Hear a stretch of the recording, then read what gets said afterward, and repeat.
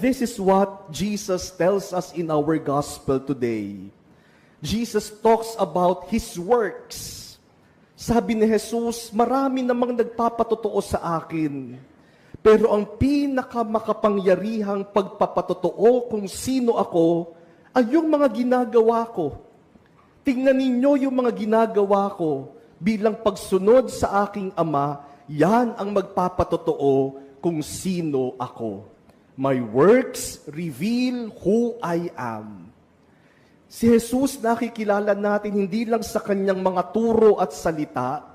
Si Jesus mas nakikilala natin sa kanyang mga ginagawa, sa kanyang pagpapagaling, sa kanyang mga himala, sa kanyang pagkalinga sa mga nangangailangan. Pinakita ni Jesus na siya ay tunay na Mesiyas na dumating para tayo iligtas.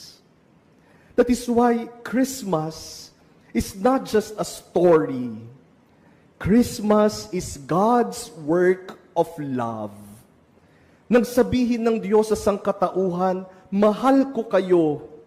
Nang sabihin ng Diyos sa atin, mahal ko kayo.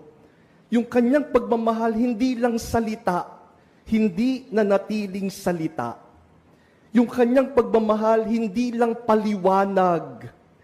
Yung kanyang pagmamahal, naging isang sanggol sa sabsaban.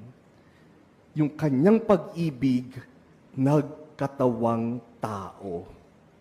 And so God's love became flesh.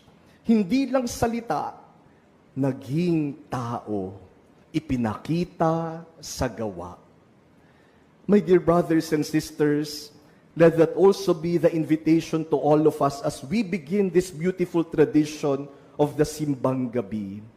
Let us show who we are.